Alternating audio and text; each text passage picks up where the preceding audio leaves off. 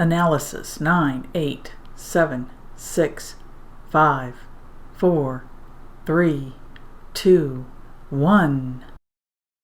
A PowerPoint is different from an essay, but is going to include a lot of the same information. We're still going to be creating a visual, or we're still going to be creating a learning experience, but we're going to be doing it visually rather than just with the written word.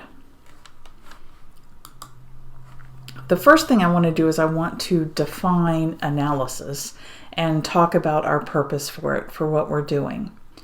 To analyze is, as the slide says, to break something apart into its pieces and then to see how those pieces or the features of that thing contribute to some overall message. Think about themes or the thesis statement that we write. Everything that we find that we analyze for is going to lead back to that theme or to that thesis statement that we're going to use. So the purpose for it then is to prove to me that you've carefully examined the work that you read and that you were able to look at it from different aspects. In our case, we're looking at history, the society, and the culture to see how an author would have chosen pieces of his surroundings or her surroundings and worked them into their story to tell us something. Most pieces of literature are there to teach us a lesson or to share a story or to help us to understand something that maybe isn't written right out in the work. And so we have to look for those pieces and examine them or analyze them. And that's what we're going to be doing. One of the things that I need you to remember as you start putting together this PowerPoint presentation is that the purpose of this is not to give me your opinion. I should not see I anywhere in this. This is not an opinion piece. This is not something where your voice is going to be important. And that's why I didn't give you huge amounts of things to choose from, because I wanted things that you maybe hadn't looked at before so that you hadn't really formed an opinion, and you really have to dig into the piece and analyze it for its pieces and how they attach to the time when the author was writing it. Okay, so to do that, you're going to have to understand the time it was written. You're going to have to understand what the author was trying to say, what they were getting across. You're going to have to understand that time, and you're also going to have to understand the author. So you're going to have to research. This is not a piece that doesn't get researched. You're going to have to do some research to make those connections between history and culture and the piece that you're reading. Okay? Just like in an essay, you're going to have a central idea, central theme, or that thesis statement, and you're going to have to tell me the thesis statement. We're going to talk about that in just a second. That you're going to have kind of that basic structure where you're going to introduce something to me, you're going to have a body with some information in it, and you're going to conclude it. But it's not going to look like that 5-paragraph essay that we've been working on. Instead, it's going to have some fun stuff thrown in as well. It's going to have pictures, and you're not going to need all the connector words. You're going to use bullets. You're going to put things together a little bit differently, and each slide is going to be able to stand on its own. It doesn't depend on the slide that was before it. Although it's going to tell a story in some sort of order, it's set up differently, and you can have a little bit more fun with this, I think. I love putting together PowerPoint presentations. I like writing essays too, but they take very different parts of my brain. And so this is always a fun assignment for me, and I hope that it will be for you as well. One of the things that you need to make sure that you understand is the difference between a summary and an analysis.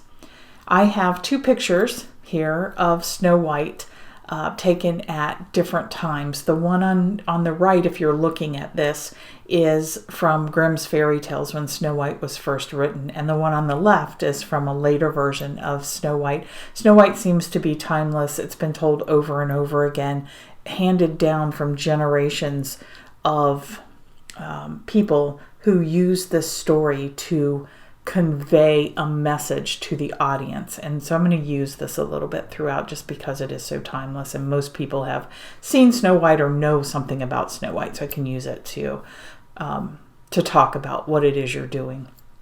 If I'm going to summarize Snow White, I can summarize Snow White by just saying that she falls into a deep, death-like slumber when she takes a bite of an apple that her stepmom gave to her. That's a summary of what Snow White is about. It's not an analysis, it's just telling you what the story is about.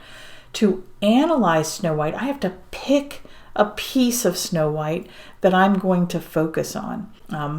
A thesis statement for an analysis might be, the Grimm's fairy tale comes from a time in history when folk tales were part of an oral tradition where women used story to help children understand that being evil can lead to dire consequences and will never win over good.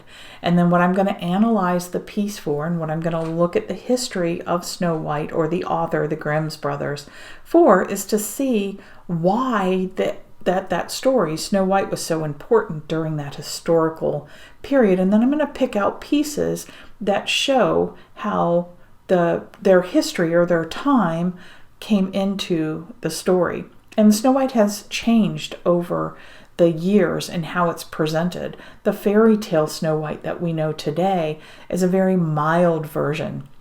The Grimm's version, however, was very dark, and it had the wolf or the huntsman taking Snow White and killing her, and the evil stepmother saying that there had to be proof of that, and so the huntsman kills a boar and takes the liver, I think it is, back to the queen, and the queen actually eats it.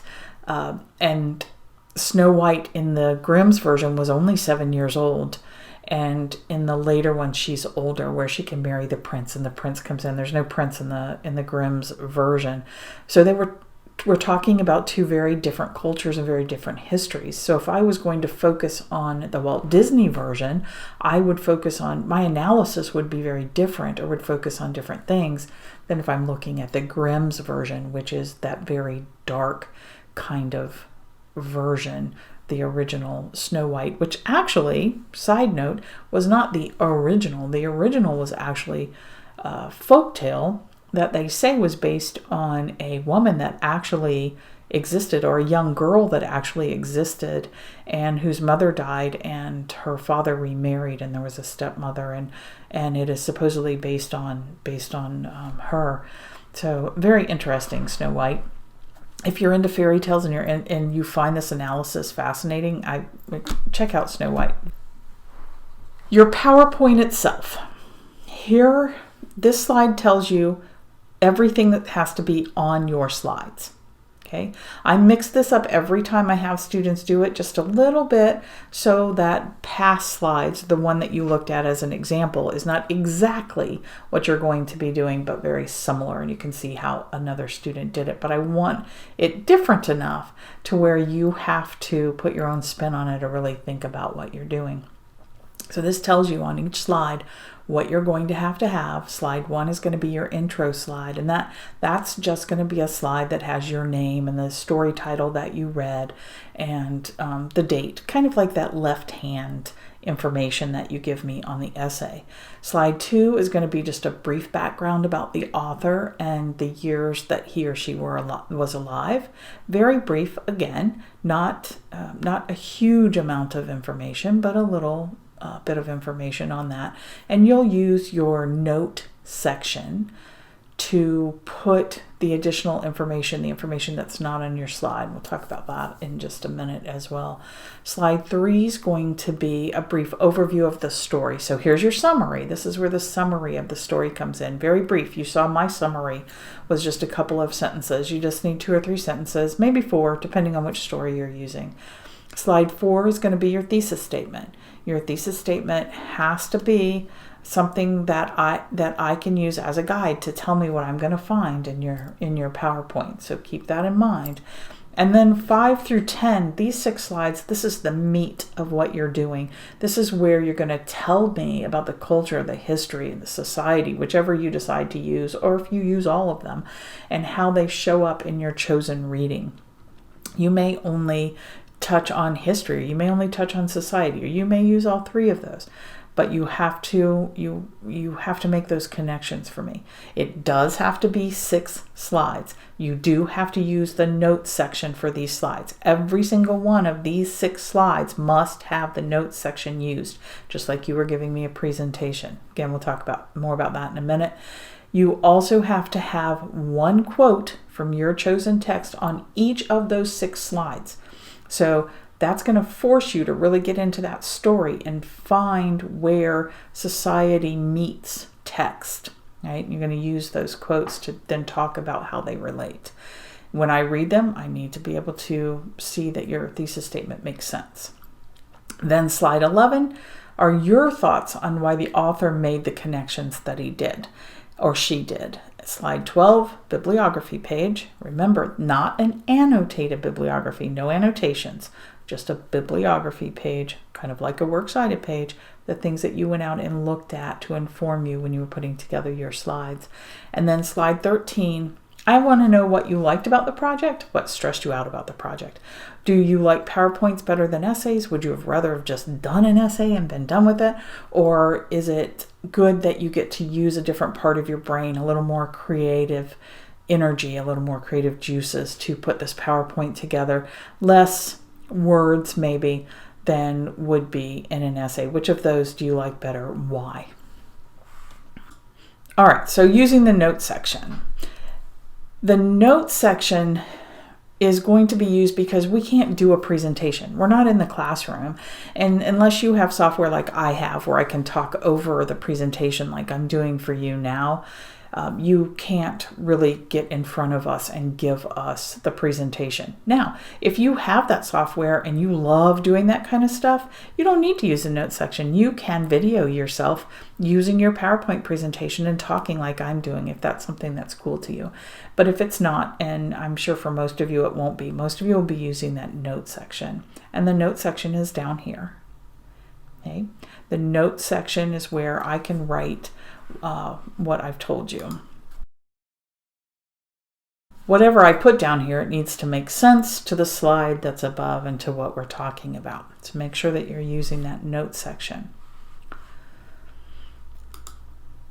And then you have to have a minimum of 5 pictures. Okay, and the pictures need to make sense. You can have up to 15. So you might have 2 on one slide, 3 on one slide, none on a slide, 1 on a slide. Doesn't matter how many you have on a slide, as long as you have at least 5 that make sense for your presentation. It has to help make a point, not just arbitrarily putting something in there. You need to be able to point it out. I put this picture of Snow White and the 7 Dwarfs in here because this is the 1937 version or whatever of Snow White. On the other slide, I had used the most recent Snow White with the apple, and I had used the oldest picture, that written Snow White that we have, which is the Grimm's Fairy Tales. And then to show that there are other versions of Snow White as well, which I would talk about if I was doing my analysis on Snow White. This is the Disney version when they made this. I believe 1937 was when they made it. And you can see the difference between the Grimm version and how dark it was with the dwarfs, and then how cute and fluffy the Disney version is, because that's a cultural thing. It's where we were culturally as a society when those two were made and when the authors made them. Right? So I want you to be creative but mindful. Okay? You need to be mindful with how you use the pictures. Okay. If you have questions, if this doesn't tell you what you need to do, then just send me an email. But please don't wait to get started on this. This is not an easy assignment. It may not take you as much time as an essay would take you because you don't have to use those connector words. It may not take quite as long, but it is a pretty intense assignment, and there is a lot of work to getting it put together. So please don't wait. Send me an email if you have questions. You guys are doing great. I know this is super hard, but you're doing fantastic. I'm glad that we're able to finish out the semester in this way and all of us stay safe. So please just let me know if you have questions. I'm here to help.